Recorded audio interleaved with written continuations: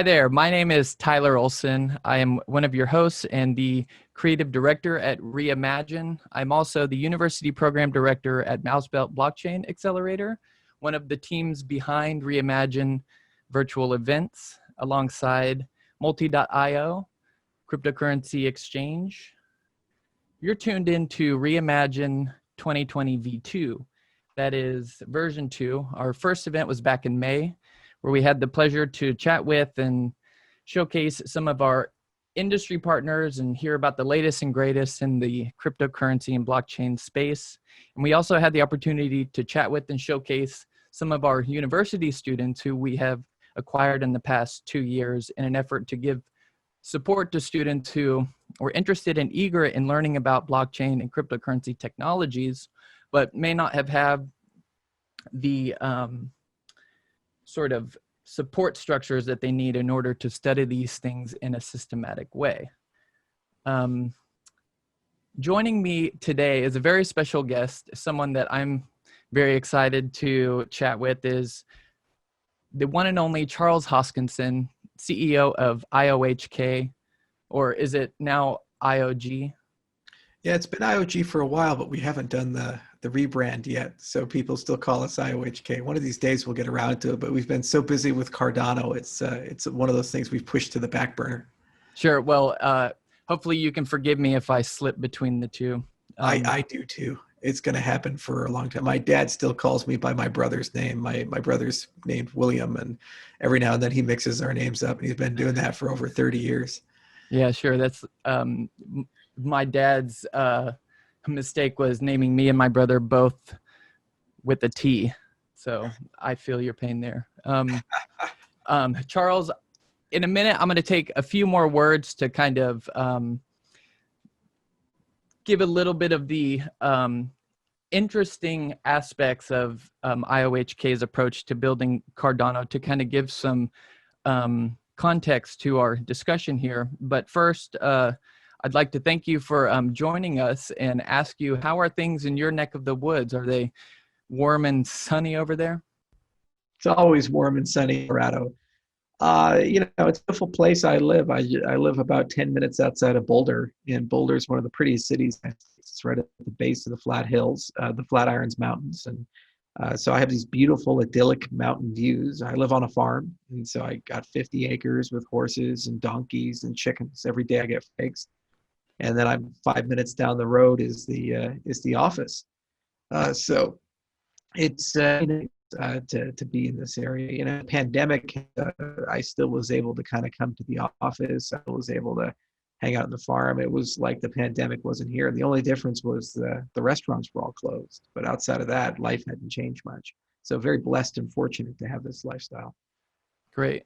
Yeah, I mean, like, it sounds like you're doing a little bit better than us over here in California. There are fires running ablaze everywhere. So we got a big fire here in Colorado. It's out nearby Grand Junction, which is on the west side of the state. And it's the largest fire we've ever had. There's smoke in the air. You can actually see a red horizon every night. So we consider we have fires too. Wow. Yeah. Yeah, I mean, it's so bad over here. We're going to have to figure out kind of our next move once we get off our call here. But with that said, I'm glad to hear that you're doing well. I gave a promissory note just a minute ago to sort of give a little bit of what I think is most interesting about y'all's approach to building Cardano over at IOHK. And for those who are tuning in that may not be familiar, Cardano is a third generation blockchain protocol that has been built from the ground up on the basis of a scientific philosophy. Now, IOHK, who is the team behind Cardano, has utilized the academic peer review process to help them think about some of the most fundamental philosophical questions that underpin the development of a blockchain and distributed ledger technologies, insofar as they are a novel kind of technology. And these kinds of questions would include, what is a blockchain? What is decentralization? What is the what's so important about decentralization? What is governance? These types of questions. And In their efforts, the team has themselves published many highly respected papers, which have contributed, and I'm sure will continue to contribute to the legacy of blockchain technology. They've even helped fund a blockchain lab at the University of Wyoming. And so on a personal note, this is in part why I have taken a personal interest in the Cardano project, because my time spent in academia has led me to appreciate, right, the patience that goes into putting due diligence towards something, as well as the peer review process, despite what a lot of my sort of anti-establishment friends want to try to argue with me on. This also aligns with our values at MouseBelt University, right? Because we recognize that the academy, for better or for worse, right, like whatever shape it's beginning to take, it still embodies these practices and principles which help us, I think, be non-biased. And I know, Charles, you just recently published a video in defense of peer review, so I'm sure you might have something to say about that as we go along. But before we get there to Cardano and the philosophy which drives Cardano, I'm hoping that you can give some context to all of this and tell us a little bit about your background, right? Where did Charles Hoskinson start, and how did you get into this space? That's a good question. So originally I wanted to be a mathematician. My family's a bunch of doctors, and I was the redheaded stepchild who liked math more than people. So I studied that for quite some time, over 7 years. And then at some point I said, I need to take a break. I've gotten too deep into the weeds, and I'm starting to think more about numbers than people. So I took a little bit of a break, and I said, one of these days I'll get a PhD, but not today. And I went consulting and started thinking about being an entrepreneur. And at the same time, I was very politically active. I worked on the Ron Paul campaign, and I'd learned a lot about Austrian economics and sound money. And I thought a lot about the Federal Reserve System. And we were right on the back of the 2008 financial crisis. And so that was a perfect, very fertile time to kind of blend a bunch of passions, highly technical stuff with open source libertarian stuff, with new money stuff. And so if you were in that intersection in 2010, 2011, Bitcoin was kind of the horse to ride. So I got involved in the space very early, and I had a lot of fun as a speculator and a miner and hanging around Bitcoin Talk and these things. But there was nothing at that stage professionally that I could lock onto. And at some point, I decided to just throw in the towel and say, okay, let me try to do something in this space. And so in 2013, I created the Bitcoin Education Project. And basically, the goal was to bring 1 million people into the Bitcoin space through education. And so I met a lot of people like Roger Ver and Eric Voorhees and Andreas Antonopoulos and so forth. And we just created a bunch of content. I created our flagship course, which ended up getting over 100,000 students, Bitcoin, or how we learned to stop worrying and love crypto. And then from that, I met a lot of people that basically wanted to invest in me. So I started a series of companies, and eventually the company I settled on, and I've been running now for well over 5 years, has been Input Output. And really, this company reflects my philosophy of how to build things in an emerging industry, similar to how Tesla's been operating or SpaceX has been operating. It's a first principles company. So you start with a high-level mission. So in the case of SpaceX, it says, hey, we want to go to Mars. In the case of Tesla, they say, hey, let's make battery-powered cars the reality. Let's be the energy company that'll deliver the alternative energy revolution. Well, in the case of IO Global, we think a lot about economic identity, this concept that you and I, we share economic identity. We live in the United States, so we have passports and driver's licenses and bank accounts. So we have credit scores. People know who we are, and if we can get loans or not, or insurance or not, we can get a job, we can do global business, we can wire transfer money to people. But billions of people don't have those pieces of infrastructure, and they don't have stable rule of law, and they don't have stable property rights. And so as a consequence, they're disenfranchised, and you end up having kind of two worlds, the haves and the have-nots. And the point of this technology has always been to create a unified market for everybody, where power is pushed to the edges and you get rid of the middlemen. And then suddenly we have our own identity, our own value, our own governance, all baked into the protocols themselves. And we're in control of that, not a government or a corporation. So to get there, though, you have to have first principles thinking.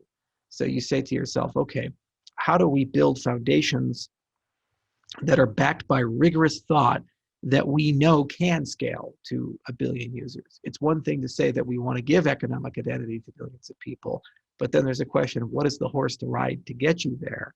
And are the foundations we have right now sufficient, or do they have to be reimagined and reconstructed in some way to accommodate that? And it's in different dimensions. So it's one thing to wrap money around, but then money usually has an identity component. So you have to also think about that. And then there's always a governance component behind that as well. How do you regulate these things, especially if you want to get rid of centralized regulators and so forth? So for the first 2 years of my company, Input Output, we were really a research think tank. So we went and set up all these labs. You know, we set up one at University of Edinburgh, one at Tokyo Institute of Technology, one at University of Athens, and then much later University of Wyoming. And we hired some of the best scientists in the world. And we wrote damn near 100 papers. We're around 75 now. We've gone through a lot of peer review at major conferences like CCS and Eurocrypt and so forth, which are basically the journals of the computer science space. They do it kind of backwards in computer science. And, you know, from there, we learned enough to be able to be dangerous. And so we hired a bunch of engineers and we wrote over 1 million lines of code. And Cardano is now a reflection of that first principles thinking about how to build infrastructure that's self-evolving. And it can grow to a point where one day it can service the needs of billions of people and provide them economic identity. And they can build alternative infrastructure to the infrastructure we have today. So we use the term third generation because we think about 3 pillars of that. One is scalability, one is sustainability, and then one is interoperability. So succinctly, to scale means that as you gain users, the performance of the system stays the same or it gets better. Certain protocols are like this, like BitTorrent, for example, where when a lot of people are downloading a movie, you get it much faster. So it's a very scalable protocol. To be interoperable means that you can talk to other things. You know, legacy financial world is huge and it's not going to go away tomorrow. And there's over 3,000 blockchains that are being used in the cryptocurrency space. So that's a lot of interoperability. Can you imagine a world where Wi-Fi only worked to the vendor? So your Samsung phone could only connect to a Samsung router? That'd be terrible. But this is the world we live in right now in the blockchain space. You know, Ethereum can only talk to Ether, et cetera, this type of stuff. So interoperability means everything can talk to everything. And then finally, sustainability is the who pays and who decides question, which is the hardest part. And that's basically where does the money come from to maintain these systems long term? And how do you get consent to change the system when you don't have a custodial company like a Bill Gates or a Steve Jobs sitting there and saying, this is the way that the iPhone is going to go or something like that. So it's been a tremendous experiment. You know, I launched the company with 2 people back in 2015. And now we've grown to well over 250 people in 40 countries. And Cardano is a nearly $4 billion product and market. We're in Africa, we're in South America, Eastern Europe, and Southeast Asia. We even go to Mongolia on a pretty regular cadence these days. And we have a lot of cool pilots that we're doing, and we've been hitting our KPIs. And it's a real surreal experience to actually see research in action, because a lot of these ideas lived on a blackboard. You know, we wrote them in chalk or a marker, and we said, this is the way it's going to be. And now we're actually seeing it realized, like with the launch of Shelley. We have over 1,000 stake pool operators, and they're all over the world, and they're making blocks. And you know, we imagined that was going to happen, and then it happened. And I was like, wow, that's incredible. So it's really humbling to have started just basically creating free educational content back in 2013, and then years and years and years later to be in a position where we have hundreds of thousands of people in the ecosystem and this big research company, and we're doing pioneering science and deploying pioneering products. It's humbling to be there. Yeah, you know, I like the focus on interoperability and the sort of analogy that you make between Wi-Fi routers and all the devices that are trying to connect there.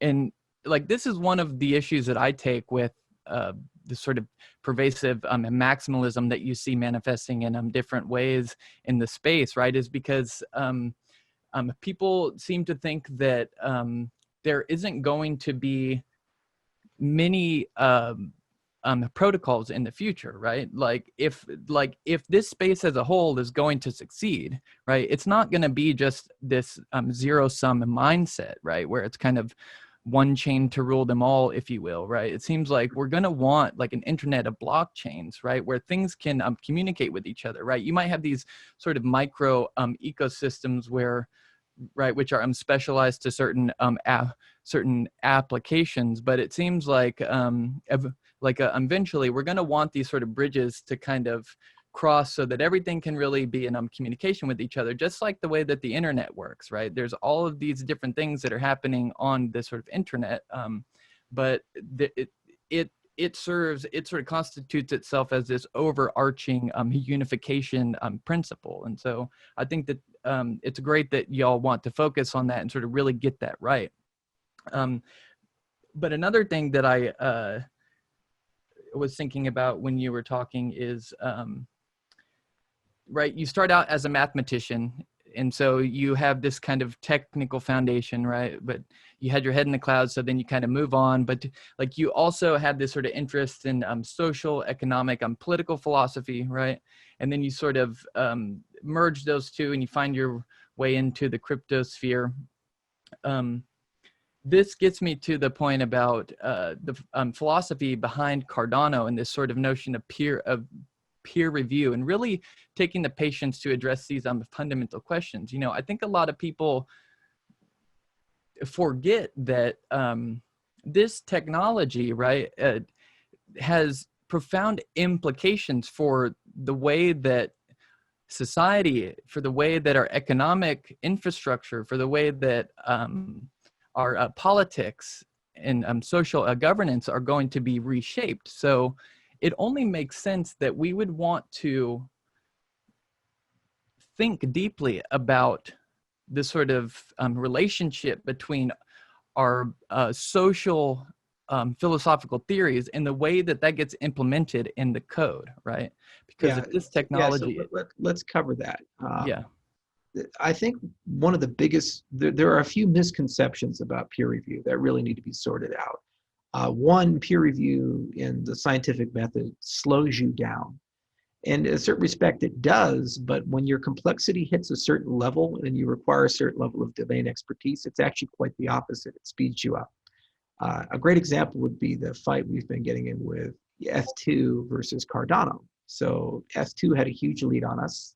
They were to market much sooner, Ethereum was. They have obviously a bigger ecosystem and a lot of people in the Ethereum ecosystem working on F2. And despite the fact that they started in 2014 and they've been seriously trying to figure out this roadmap since 2015, whereas we launched Cardano in 2017, they're still behind us. Why? Because their science got them to a certain point, the process that they were following, and then they had a regression. And it got them to another point and they had a regression. And now we have articles coming out in Cointelegraph where Vitalik says, hey, F2 is a lot harder than we thought it was. And we're like, well, yeah, because this stuff is not simple. And so the whole point of the scientific method is structured thinking. And so you say, well, what problems are we trying to solve? Why are we trying to solve these problems? Why are these problems difficult? What problems are similar to these problems? Who has solved analogous things before? Can we reuse an existing solution that came out before and modify it for our needs? Or do we actually have to build something from the ground up? And then how do I communicate what we're trying to do in a way that other people can understand and critique? So that has to be done, whether you do that in the open source setting or you do that in a structured scientific method way. But the problem is these protocols are very, very intricate. Everything from how do you generate random numbers to how do you deal with various attack models and adversaries to how do you actually prove that something is secure. When you start actually filling in all those check boxes, you're 99% of the way there to submit the paper for peer review. The only difference is you have enough respect for the academic community to say it's worth your time to spend time explaining it to them. And here's the benefit of that. If they understand your paper, then not only can they critique it, they can give you advice on how to make it better. So you go from whatever scientists happen to work for you on your project to the totality of the entire academic community, which is always larger and smarter because there's just so many more people there, and it's the wisdom of the crowd. To give you a great example of Ouroboros, it's been cited over 800 times since we published the paper in 2016. That's a slam dunk for an academic paper in such a short period of time. And as a consequence, there are numerous derivative works, some we've written, some other people have written, that explore different dimensions, everything from how to recover from dishonest majority to how to decouple the clock and come up with your own time mechanism to better ways of generating random numbers and so forth. And what that means is that all of that is now available to us, even the research we didn't do. And if that research looks promising, we can pivot in that direction. When you're insular and closed and you're in your own mind and you can only be accessed by your high clerics of your project, if they're sufficiently smart and they get it done, that's great. But more often than not, they run into problems. They have regressions and then team fracturing. Like, for example, the Casper team split and Vlad Zamfir went one way and Vitalik went the other way. And now we have Casper Labs. And to a certain extent, Gavin split. And now we have Polkadot and all this other stuff in their ecosystem because they have fundamentally different views on how to do things. Meanwhile, our team just keeps growing and keeps getting stronger. So myth number one is it slows you down, actually speeds you up. Myth number two is that this is like an ivory towerism or elitism or it's exclusive. The reality is actually the opposite. It's ivory tower the way things are done right now in the cryptocurrency space. When we look to Ethereum, we say Vitalik. When we look to EOS, we say Dan. When we look to Algorand, we say Silvio Macaulay. Okay, now you can love him or hate him, but that's a centralization around a figure. The point of the peer-reviewed scientific method is to build a decentralized brain. So you do not rely on a brilliant technical founder for good ideas. Rather, you have a mechanism that is faceless, culturally neutral, linguistically neutral, and geographically neutral. So you can get ideas from Africa, from Europe, from Japan. It's as close to Nakamoto as we can get.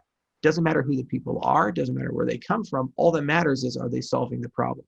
And since you've formed a foundation on structured thinking, you formed a foundation on answering questions and solving hard problems, then you've invited the totality of the academic community to work on your thing.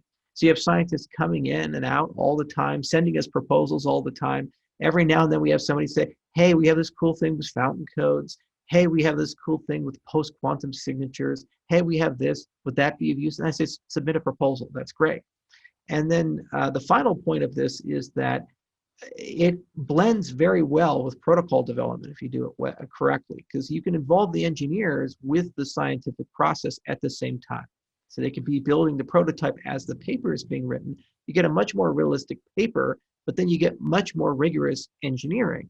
You see, they actually are very complementary to each other. The scientists are extremely good at creativity and first principles thinking and challenging and making sure that things are done. And by carefully reading the code, they can challenge the engineers if the protocol is correctly implemented and look around corners. And the engineers are really good at actually building things and delivering things and prototyping things and benchmarking things. And they can let the scientists know where the scientist is cheated and said there's ideal functionality or things like that. And that needs to be made real.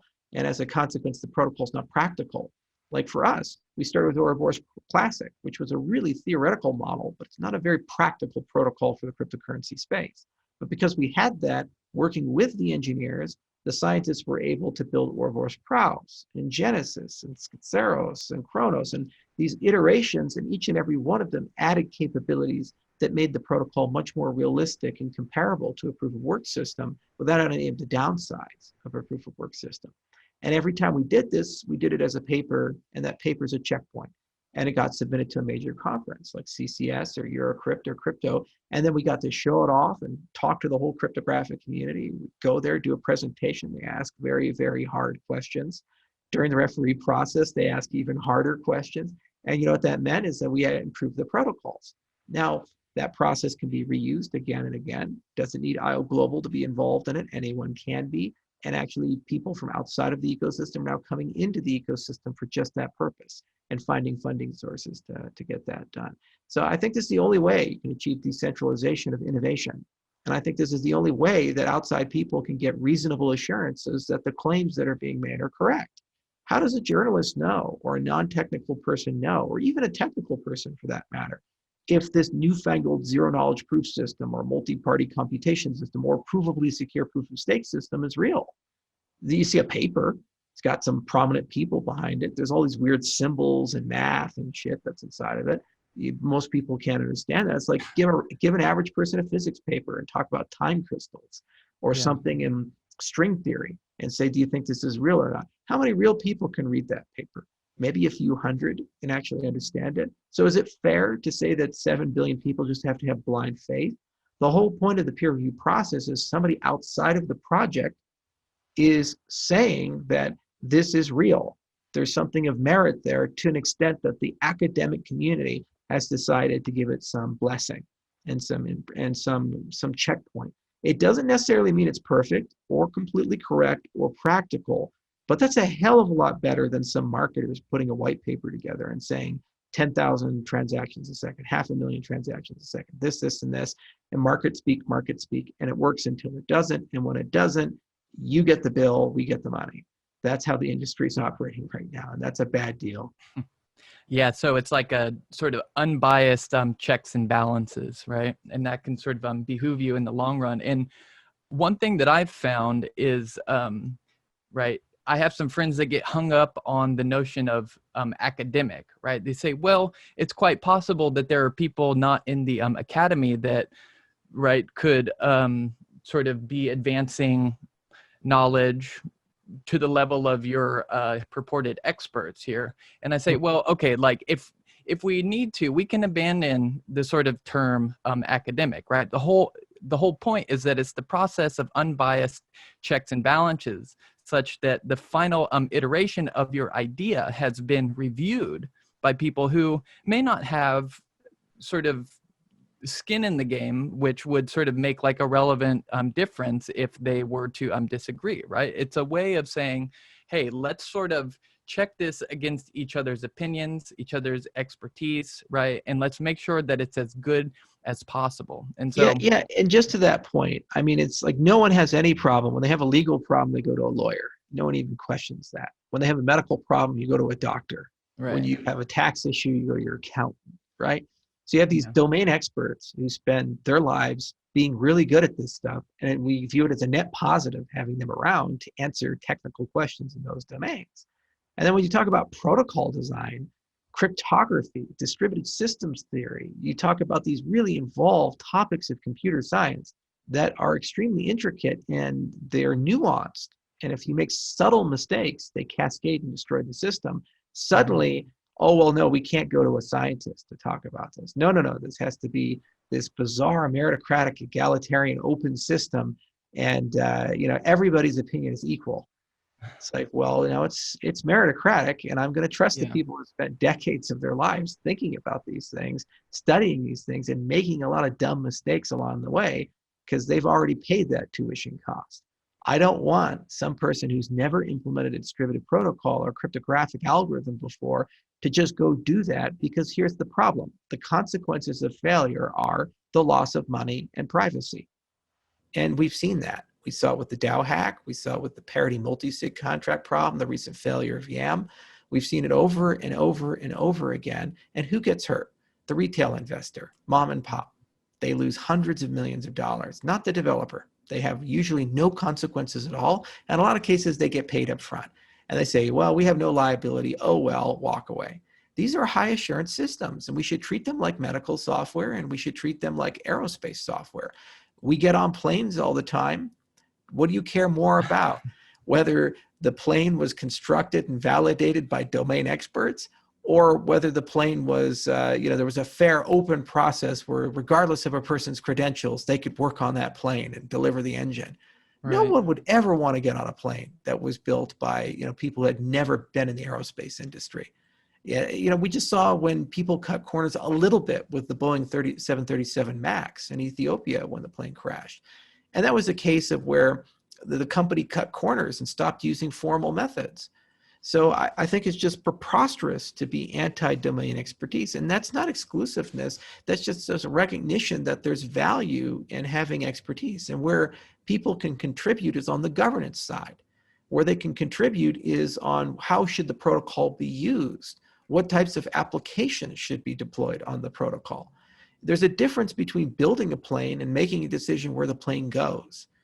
So, make the plane with the best people available. And then once you have it, you can decide to go anywhere. You can go to Mauritius, you can go to Seychelles, you can go, to St. Helena, anywhere you want to go with it. And that's a democratic decision. Figure that out.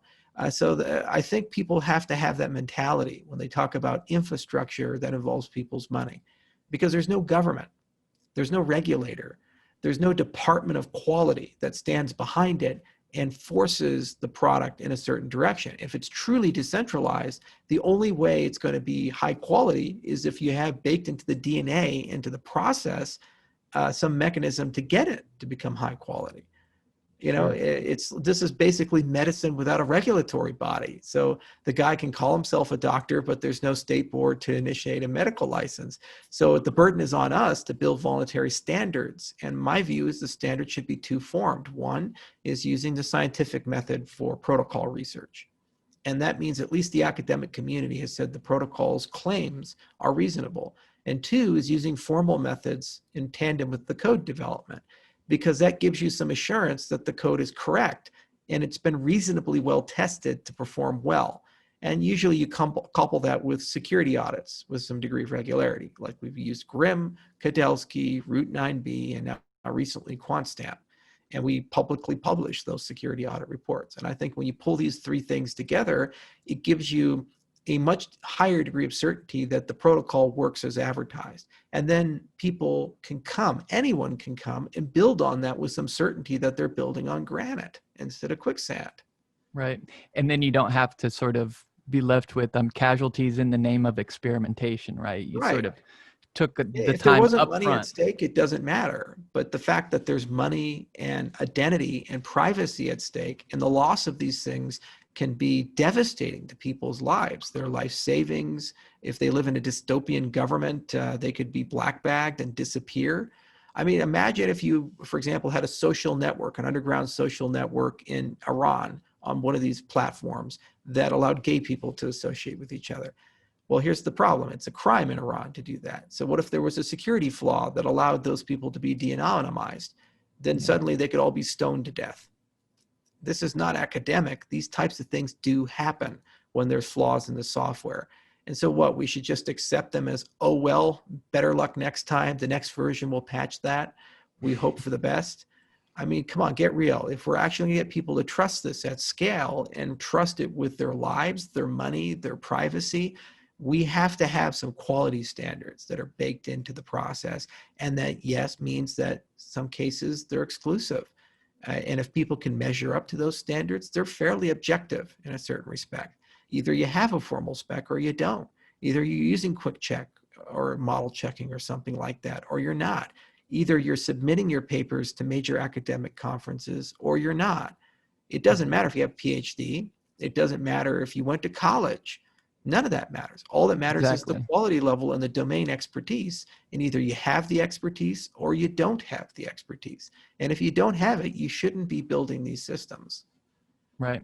Yeah. Or, yeah, I mean, if you try to, then you're just going to get turned down by your peers. Yeah. You know, it sort of reminds me. I don't have a PhD. You know, so you don't need one to do these types of things. I run probably one of the most rigorous academically oriented companies in our entire industry. I recognize the value in collaborating with people who have those refined skill sets. And some have PhDs, some don't. We don't discriminate. We don't even look at educational background. We look at first the domain expertise and the skill sets. And then it's nice to have it when you're in certain circles because it indicates a certain rigor and discipline in the thinking. But that's a secondary consideration. Sure.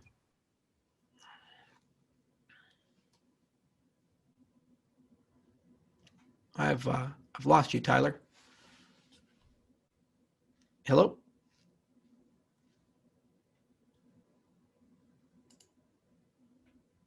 Hang on. Tyler.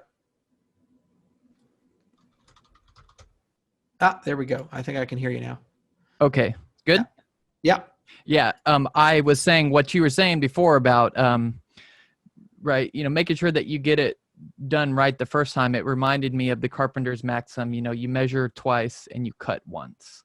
And so you heard it here, folks. The peer review process is about achieving a decentralized brain, if you will. And speaking of decentralization, Cardano just achieved a pretty important milestone. We're now in the Shelley era, which is the era of decentralization. And I think as of last week, what is it, Charles? It's 200 stake pools have produced blocks. Yeah, Now. about 250 have produced blocks, and it's important to understand that there's a Pareto principle in play there. So generally speaking, about 20% of your registered pools will do about 80% of the work on the network. And Sure. so we're decentralizing every single epoch, and right now about 90% of the blocks are made by, actually now 80% of the blocks are made by the OBFT protocol, the federated protocol. 20% are made by the community, and every 5 days that ratio increases towards the side of the community. So it's kind of a high assurance escape valve that we constructed to have training wheels as the network gradually decentralizes. But that said, the network quality is identical to when the Federation was making all the blocks. It's over 98%. As a consequence, it means that the people running stake pools are doing just as good of a job as we were doing with the federated nodes. So that means they're actually capable of taking the network over. So it's incredibly good. And there's a lot of things to work out: one-to-many delegation, delegation portfolios to improve the cold staking experience, multi-sig pledging, multi-sig delegation. These are dozens of qualitative improvements that will further improve the decentralization and the staking and delegation user experience. But all things considered, the real key metrics you look at is participation. And about 40% of the ADA in the system is being delegated just a few weeks in, and over 1,000 stake pools have registered. Compare that with EOS with their 21 nodes. Compare that with Ripple with however many consensus nodes they have. I mean, it's like incomparable. We're orders of magnitude more decentralized in that respect. And these are real businesses. These are real people behind these things, because you can go to Twitter and see them competing with each other and criticizing each other. So it's just so cool to see that small business economy form around the consensus layer. And they're already talking about trade associations. For example, there's a discussion creating something called SPOCRA, which is like a trade association for stake pool operators to represent their interests and protocol parameters. And there's already talk about building a competing organization to that organization. So that's just so cool to see those social dynamics form inside the system, where we're going beyond just a protocol, and now we're realizing that the protocol has an economic reality and it's creating a market. Mm-hmm. And then that market is becoming self-sustaining, and it's figuring out how to basically walk and do things and learn and grow, and it's self-evolving. So there's already a lot of feedback we're getting about not only how to improve the staking experience, but also how to improve the economics of staking. And again, we've only been doing this for a few weeks in the live network and about 6 months in the test network when we were doing the incentivized testnet. So if this is the starting point, it's going to be super exciting to see how this protocol evolves and grows over the next 6 months to a year and where it takes us. But it's certainly, what's nice about the dynamics of it is that as the price of ADA goes up, the system gets more decentralized. You get more competition and more stake pool operators. This is not the case with Bitcoin. As the price goes up with Bitcoin, you actually get less overall actors competing in consensus because of economy of scale. The hash competition means that there's more incentive to have private pools, private ASICs, vertically integrated centers, subsidized power. So you go from lots of community miners to lots of community people to several major stake pools to private pools. And we've seen that. Now 10 major operations control more than 51% of all the hash power in Bitcoin. So I have a rule: if you can feed all the people that run your system with 2 pizzas, you're not decentralized. And I think I need a pizza restaurant at this point to be able to feed all the people that are running Cardano. So I think we're far more decentralized already. The Cardano pizza, I like it. So yeah, it's definitely exciting times right now, and to see kind of what's coming on the horizon. But I sort of want to back up. For those who may not be familiar, Cardano utilizes proof of stake. And so this is what the Shelley era is about. This is how it's achieving its decentralization. And Charles, I have a question about this, because one thing that you find people, I guess, speculating on is the extent to which proof of stake ends up in a plutocratic ecosystem, right? Because for the amount of stake you have, it sort of counts as a vote on the system. So what is Cardano doing to kind of alleviate that worry? Is it the fact that stake pool operators have to pledge their own ADA like in tandem with the saturation points? And if so, maybe you can sort of say a little bit about that and speak to those concepts. Yeah, it's a good question. So there's trade-offs with every security model that you have. And so you first have to decide, do you want to have an endogenous or exogenous consensus system? So what does that mean? Exogenous is outside of the system. And that's what mining is all about. So you have some resource that exists outside of the system, and by possessing that resource, you can influence or build the system. And ideally, in a perfect world, that resource is deterministic and measurable. So proof of work is. So everybody can check the work and validate that it exists. And we have a belief that that work has a definite cost behind it. So we know how expensive it is to build chain A or chain B. The problem with this is that that resource is decoupled from the system. So whether your system's worth $1 or $1 billion or $10 billion, it has no bearing on the cost of that external resource. And if you can reuse that resource for other means, then you create perverse incentives. The greatest example of that would be a Goldfinger attack. So let's say that you have enough mining power to have a 51% mining power in two competing chains that are roughly the same price. So what happens? You actually have a financial incentive to destroy one of the chains and short sell it. And then after it's destroyed, go apply your mining power to the other chain, because your income will be the same whether you mine A or B. And you can make windfall profit with options and short selling and this stuff, destroying chain A. And then immediately after that's destroyed, moving over to chain B with no disruption of profit. And you get to reuse that resource because both networks have that same resource.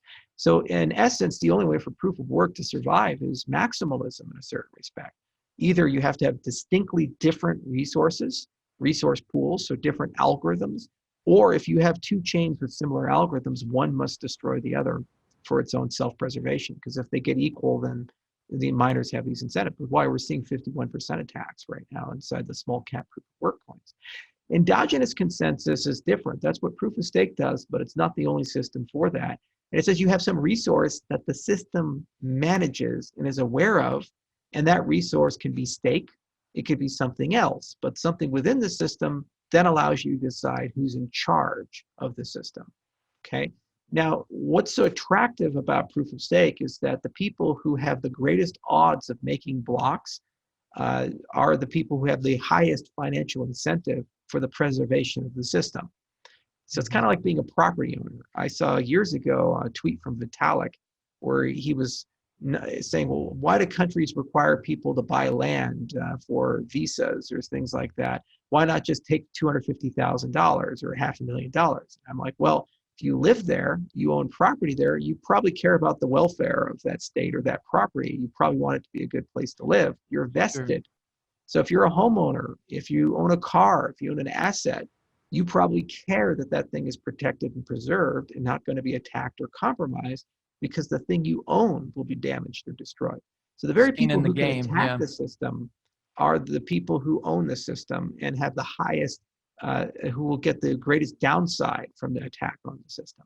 So that's a direct alignment with financial incentives. The problem is that that doesn't feel egalitarian, because you say, hang on a second here, wealth is probably not fairly distributed. So there's going to be this ruler class of plutocrats at the top of the system, 50 or 100 or 1,000, who have a lot of influence over the direction of the system or so forth. In reality, these power structures exist all across society. So proof of stake is no different from where we're at right now in America, where we have the economy collapse and go down 30%, and the billionaire class makes an additional $600 billion and gets richer and more consolidated. So we're not any better or any worse, I would say, than modern capitalist societies. That said, once you get into the game of endogenous resources, the next game to play is creating more than one. And you do that through a reputation system. You do that through some notion of proof of merit participation. So there are other metrics you can track and follow inside the system that can generate a resource above and beyond ADA or whatever the token happens to be. And then you can start giving power to those people as well. So just like proof of work bootstrapped the entire cryptocurrency ecosystem and allowed us to do ICOs and all these other things, proof of stake bootstraps the entire endogenous consensus ecosystem. And now we're in a marketplace of ideas. So over the next 5 or 10 years, we'll grow to a point where we'll have many different ways of controlling these ledgers, many different resources. Some are connected to wealth, some are not. They're connected to other factors. The other thing is there's a delegative system that exists. So just because you happen to hold the wealth doesn't necessarily mean that you're going to make all those decisions. Rather, what you do is you give it to actors that you feel are better qualified to do that. So we see this all the time where investors don't know or don't care, so they give it to a custodian. They say, hold on to my asset for me. And now that custodian is going to make the decision of where to delegate it to and so forth. And there's all kinds of social dynamics you can play with, things like delegation portfolios, where you fractionally delegate to many different pools. And a lot of these pools are small actors. We have people that have less than 500,000 ADA who have made blocks in the very first epoch, which if you calculate the price, that's about $65,000 worth of ADA. That's small potatoes compared to a $4 billion market cap, to say that somebody at that scale can participate and be involved in consensus. So it's a complicated problem, but it's a philosophical one as much as it is a technological one. And it is something that requires iterative solving. But I'm absolutely convinced that endogenous consensus is a much better thing for a system than exogenous consensus, because the people who are inside the system are vested to that system, and they have a mutual incentive for that system to survive. Exogenous consensus is like hiring mercenaries. As long as you can pay them, and you can pay them more than your competitor, they protect you. The minute that your competitor can pay them more than they pay you, then you pay them, they go away. Rome learned that lesson very harshly when the very people they were paying to protect them turned on them and sacked the city. So we shouldn't go down that road in consensus land, and we've seen it already happen in the 10-year history of cryptocurrencies. Yeah, and if I'm remembering this correctly, y'all had an entire team devoted to studying the game theory behind such a model. Is that right? Yeah, we approached it in a multidisciplinary way. So we had a team out of Oxford University, and led by Elias Katsoupas, who's a professor there, and he's a very prominent game theorist. And we said, okay, look at it from an algorithmic game theory. It's called mechanism design. So basically, you start with an outcome, and then you try to build a game to accommodate that outcome, also known as reverse game theory.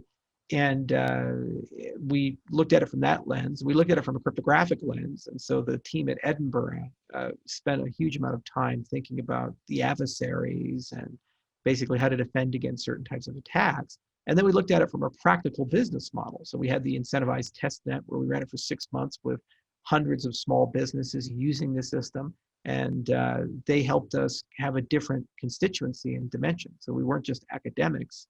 We were actually trying to build a commercial business model where people could sustainably make blocks independent of how much ADA they personally held. So we did all three things, and then we launched the mainnet, and now we're in the next phase, which is building feedback loops. And the goal is that the system is self-evolving. So we're able to identify where we have moral hazards or centralization, and then protocol developers and game theorists will build better models and better incentives models to basically modify the monetary policy and the staking model so that it's more fair and egalitarian, and also produces the desired outcome, which is every few seconds you make a block, and that block is honest. Because at the end of the day, that's what we want. We want the system to be reliable and sustainable, and we want to do that without spending billions of dollars of inflation every year. And we want to do that without consuming more power than the country of Switzerland. And these are simple things. And we've already achieved enormous progress in that respect. We're 1.6 million times more energy efficient than Bitcoin. That's a pretty good win. You can run our whole network on a Raspberry Pi when you're making a block. If you look at the totality of all the stake pool operators, they consume probably somewhere between 20 kilowatts to 30 kilowatts of power, which is basically like a commercial business. That's like your supermarket or something like that. Yeah, beats the hell out of these huge warehouses that you see up in northern Canada, where people have all this gear just to mine Bitcoin, right? It goes to show. And as the price of Bitcoin goes up, you get more of those. There's no incentive to reduce energy consumption, because any energy consumption reduction you get, you just use that to build more miners. Yep. So, it's not like, hey, we're 10 times more efficient. It's like, now I get 10 times more miners for that same kilowatt range. Yeah. And this sort of goes back to your point about how that proof of work model has a tendency toward more centralization as opposed to decentralization. Yeah. But And also it's a virtual resource versus a physical resource. What's really cool about a virtual resource is, let's say the regime changes, like China wakes up and says, hey, mining is no longer allowed. Well, all your virtual resources can move to a neighboring country like Mongolia or South Korea. But if it's a physical resource, how do you go move 50,000 or 100,000 miners in a warehouse? You can't. What will happen is the police will show up and seize it. And maybe the Chinese government decides to start mining. That's not outside the realm of possibility. And then suddenly they have all that hash power, and there's nothing the network can do about it. Yeah. So you just mentioned Mongolia, and I have some questions for you about Mongolian Africa. But before we get there, Shelly is up and running. This is the decentralization of the Cardano network. What's on the horizon? Next, we got Gauguin, Basho, Voltaire. What's the updates there? Yeah, let's talk about that. So Shelly is a spectrum, and we just started. We launched it. Hard fork happened July 29th. It was the most significant upgrade in the history of the project. Took 5 years to get to that point. Let me tell you, it was hard. And now we have people making blocks. The network is decentralizing, and that's a pretty deterministic process. So it'll take a few months for that process to go through. And there's a whole team of people that work on performance improvements, new features around the business of staking, the ease of staking, and also security. And so making that experience better. And then staking as a service, talking about exchanges, about how they get involved in that, and potentially make that still decentralized for them. So there's like a thread that runs there. There's a second thread running at the same time, which is Gauguin, which is about two things. One is native assets. So how do we go from a single asset ledger, ADA, to a multi-asset ledger? So ADA plus user issued assets, whether they be security tokens or ERC20-like tokens or these types of things. And the other smart contracts. And then there's a bifurcation there between Plutus and what are called DSLs, domain-specific languages, the first of which is Marlow. So that thread is just working its way through, and we'll make an announcement at a later date, but pretty soon, about when Gauguin's going to hit. A big chunk of it will hit this year. And basically, that's just about getting that infrastructure where it needs to go. So how do we port existing tokens into Cardano? How do we make existing dApps work with Cardano? You know, these types of things. And then what does the DeFi portfolio need to look like in Cardano for it to be competitive in 2021? For example, stable coins and oracles and dexes and all the things that we've come to know and love and experience on Ethereum. So that's a thread that's running. At the same time, there's also two other threads that are running, Voltaire and Basho. Now, Basho is still in the experimental phase, and there we're learning a lot about layer 2 scalability. So we have a product called Hydra that we're evolving and growing under Rob Cohen's leadership and the scientists. And that's kind of in the prototyping experiment phase, because it's not necessary right now. We don't need to scale to 1 million transactions per second. Let's saturate the network at 100 transactions per second. Then we'll talk about 1 million. Sure. So we have the luxury of time there. And the beautiful thing is there's a lot of elegant approaches to make that very organic and natural. It doesn't even require hard fork to roll in. So it's a much simpler scaling solution than what Ethereum 2 is pursuing. And as for Voltaire, we're doing that through a series of iterations. And so every 6 to 8 weeks, we're launching a fund. And basically the community has a voting framework that they can use on a cell phone and eventually the desktop and a website. And they can just vote and they can decide on who gets funding. So anybody can submit a proposal for anything. And then we're partnered with companies like Submittable and IdeaScale. So IdeaScale is an innovation management company. Submittable is a company to help structure ballots so that when people submit a ballot, there's a uniform way of doing that. And then anybody who holds ADA can actually vote on who should get money to build stuff, whether that be a podcast or marketing or building ATMs or developers writing code. And there's over $140 million worth of ADA that's sitting in that treasury, ready to be deployed for the community. So every 6 to 8 weeks, a fund will open up. Every time we open up a fund, it's a learning experience. It's almost like a focus group. And they get larger and larger. Right now, we have a group of about 50 people. And the first big public fund open for universal voting is going to open in, I think, September 7th is when ballots are going to be submitted. and it should close before the end of October. And then after that, like clockwork, every 1 to 2 months, something is opening and the fund amounts grow. So fund 2 is $250,000, and then it'll keep going. And eventually that voting stack will get so sophisticated that it'll be merged into Cardano, probably in Q1 of 2021 is what we're anticipating. But we have to look at how the stars align. And the framework is used for both funding and for protocol updates. So how do you do a hard fork, soft fork, or change an economic parameter like the K or the pledge factor or something? Use Voltaire for that. And we'll have this beautiful voting experience built right into the wallets and on a cell phone app. Super easy to do, super easy to register. And then people can use that to make a decision of who pays and who decides. And how to pay for things, whatever that thing happens to be, and what direction should the platform go? Who should be the custodians? Who should have a mandate from the community?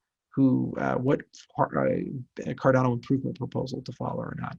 Enormously complex project. There's over 20 people working on that. We've been working on that academically for 3 years, and actually we've been doing it with a lot of partners. Lancaster University, the European Union. We actually got a grant from them on the Horizons 2020 project, and we're working with Guard Time and IBM Research on that part of it, and a dozen other actors throughout the space. And as I mentioned, IdeaScale and other partners. So you have to pull a lot of great people together, and then ultimately the community as a whole is the consumer of that. And so we're working very closely with the community to evolve that system to a point where it has high participation and it's useful. Mm-hmm. So we're very busy. There's a lot of moving pieces right now. Yeah. One of the things that I really appreciate about the project is the sort of user experience of the Daedalus wallet, right? So it's good to hear that you're sort of bringing voting to people in such a way that it is really accessible, right? Just in the same way that sort of delegating your ADA to your preferred stake pool is extremely accessible, right? Because everything is right there in the wallet for you, right? This is the home, like it's the home of the ADA. And so it sort of gives users the opportunity to sort of get accustomed to the interface that is going to be required of them as an active participant, right? This is not to sort of, right, like I don't want to make this about bashing on other projects, but just to put things in perspective, one of the sort of I guess, shortcomings of Tezos, for example, since that is the next closest thing that I can think of to Cardano, one of their shortcomings is they don't yet have a wallet which offers the kind of user experience that Daedalus offers holders of ADA. So I really appreciate that was kind of one of the first things that y'all figured out how to do well. And actually what's nice about the delegation and staking experience is that it helps a lot with the democratic experience. Because the minute that you get this marketplace of consensus nodes, then you end up getting, for example, a marketplace of domain experts. So the very same mechanics that can be used to delegate to a stake pool could be reused to delegate to an expert to vote on your behalf, or an organization to vote on your behalf. And you can do this on policy by policy basis. So you can say, okay, any ballot that involves quantum cryptography, this 5 group of people, I trust them to express my voice. So if something comes up, I'm going to delegate my vote to them. And then that expert will represent me and be able to vote with those votes for that. And of course, it's revocable. So there's all kinds of really cool layers of democracy that you can build on, from representative democracy to liquid feedback, that the system supports. And what's nice is it all flows from a common user experience and a common security experience. So the same thing that keeps your funds safe, keeps your vote safe, and the same thing that makes it really easy to delegate to a stake pool will make it really easy to vote and participate in the process. Because these systems are only as good as the experiences provide them to be. Another thing we've been thinking carefully about is how do we change the exchange experience for delegation? So right now it's either opt out or let them basically mine with your money and give you some fee. That's bad in both cases. Rather, you should have flow through. So that same delegation experience that you have with Daedalus, you should also have at the exchange level and be able, while your money is sitting on Binance or somewhere else, choose what pools that goes to. But if you can do that, then you might as well also put a voting dashboard in there too. So even if you're using Exchange as a cloud wallet, you can vote through that interface. So that stake is active, and the exchange is not voting with your money. You're voting with it, and you're participating in the delegated process with it. So that's an experiment. There's a lot to do, a lot to think about, a lot of products to build, and so forth. And we'll get there over time. And it's a collective issue throughout the whole industry. You mentioned Tezos. They're not even the newest to the game, the oldest in the game. Dash is an example of one of the venerable ones that's been doing this for quite some time. And there's a lot of lessons to learn from them and many, many others. And together as an industry, we'll keep getting better at it. But I think this is the single biggest competitive advantage with third generation projects to Ethereum. Vitalik, for some reason, has decided that on-chain governance is too hard. Apparently, sharding is easy, and let's go do crazy stuff with that. But on-chain governance, let's just avoid the whole thing. And so they're not doing that with Ethereum. So what that means is that month by month, year by year, they have less and less resources and more custodians and benefactors and centralized actors controlling their roadmap, direction, and the execution of it. And they have no way of reaching consensus of where to go. We already know where that goes. You converge to Bitcoin's model, where you're very valuable, but you're incredibly slow in terms of your ability to innovate. And just getting a block size increase costs Bitcoin Cash. So the fact that we are proactively facing this challenge head on today means that when we get to that scale, we can still move as fast as we're moving today, despite the fact that we're Bitcoin scale, whereas Ethereum will be 100 times slower in terms of its ability to innovate. Furthermore, right now, as a small scale cryptocurrency, only a $4 billion market cap, we have $140 million available in the treasury. Imagine what happens when we get to Ethereum style scale. We'll have billions of dollars available for the community to build stuff. And that's pure money. It comes with the mandate and will of the community behind it, as opposed to a centralized foundation or a group of custodians who know best. So that's true decentralization in that respect, having the resources to pay for the things that you need to do to get the ecosystem to the next level. And you can start doing crazy projects. Like if you have that kind of money, start talking about a satellite network to relay transactions. You could do, Starlink. crazy. Yeah, exactly. We can do our own Starlink. We can do quantum stuff. There's all crazy kinds of things that we could do with capital at that scale.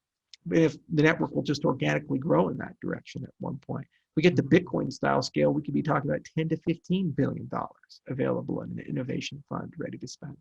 It's pretty crazy. Now, for those Ethereum builders listening right now, just know it's never too late to consider migrating, because there's an ERC20 converter coming. Yeah. That's for sure. And we will have a specific strategy for people in the Ethereum ecosystem. And we call our strategy in general ACID. It stands for Developer Acquisition, Collaboration, Incentives, and Deployment. And so each stage of the life cycle, from training people and teaching them how to use the platform, and to working with them to help them build an application and work through the rough edges, to getting them the resources they need to finance their project, to giving them a stable place to deploy that project so that they can get customers for it, will certainly be part of that solution at IO Global. And the foundation will, and Emergo will, as well as will the community as a whole. So we're a little early in announcing that, but we'll certainly have some things specifically for them in the coming months. Yeah. Like another great thing about the project and the sort of three prongs of the Cardano ecosystem is that y'all are heavily invested in education, right? Y'all like I was mentioning at the introduction, y'all even donated, I think it was y'all brought in $1.3 million to the University of Wyoming to sort of sponsor their blockchain lab. Oh, that was a great deal. We put $500,000 of ADA into the University of Wyoming. The state of Wyoming matched it by $500,000, and then another 300,000 came foundation, Wyoming Foundation. So what was beautiful about that was, I think it's the first time in history that a U.S. university has accepted a cryptocurrency. And second, the first time in history that a U.S. state has treated that cryptocurrency as legal tender and then matched it dollar for dollar. Yeah. So that was a great deal in that respect. And it just shows we're pretty good at making deals. We make $500,000 turn into $1.3 million. That gives me a little bit of joy. But what's great about that lab is University of Wyoming is a real hungry university. They really want to prove themselves and demonstrate that they can innovate. Wyoming as a state needs to diversify its mining and agriculture and tourism. It's not really known for a high-tech state, and they don't have a Silicon Valley. So as a consequence, they need to diversify and build something. And so there's a direct political alignment to embrace blockchain technology. We call it the crypto frontier.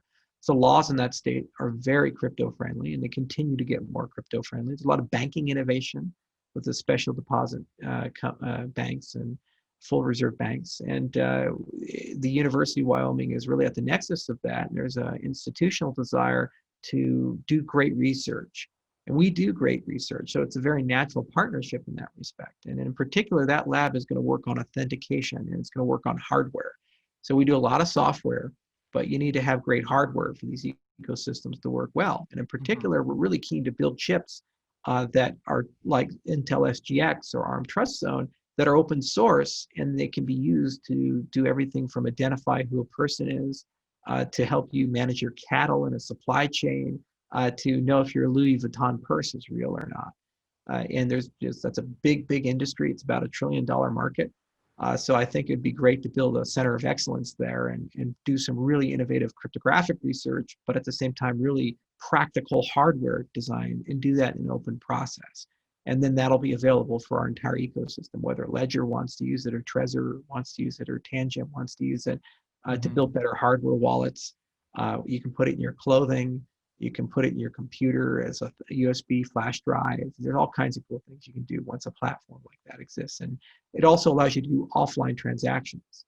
So we're very passionate about Africa, for example, and Mongolia. The problem is that these areas, they have like 5%, 10% cell phone penetration for smartphones. So how in a country where most of your people aren't yet online, can you go and propose digital money? Well, you make the digital money physical. And so using trusted hardware is a solution to that. You can actually store the private keys in a trusted hardware module that can't be extracted.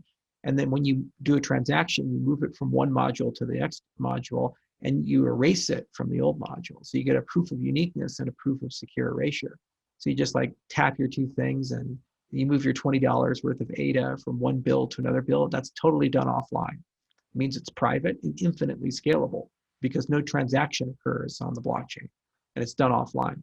So these are kinds of innovations that we're looking at in a 3 to 5 year time horizon that will help bridge that digital gap and solve that last mile, and be able to bring lots of people on board in the developing world, give them economic identity. And it's so great to have partners like this that are making good commitments, and the state is aligned and the laws are aligned and so forth. So we're really happy about that center.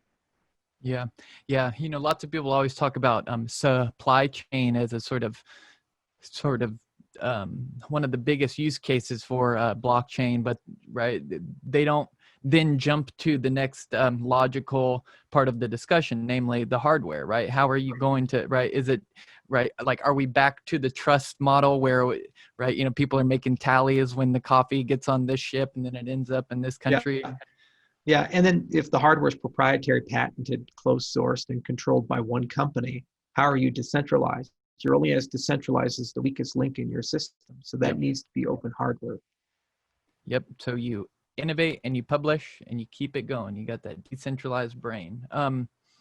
Charles, you have given us a lot of your time, and I am very grateful. Let's maybe wrap this up. I got one last question for you.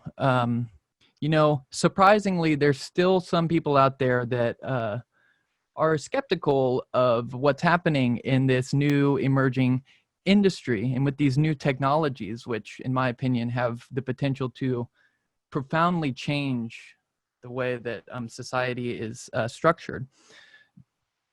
What is a beacon of hope that you can offer such people if they have their doubts? Well, I think the issue with the skepticism primarily comes from a misunderstanding of the legacy financial industry and money as a whole. People like to believe the banking system and money behaves in perhaps more arcane and elegant ways than it actually does. Money is backed by nothing. It's fiat. And they say, oh yeah, but the US government's behind it. It's like, what does that even mean?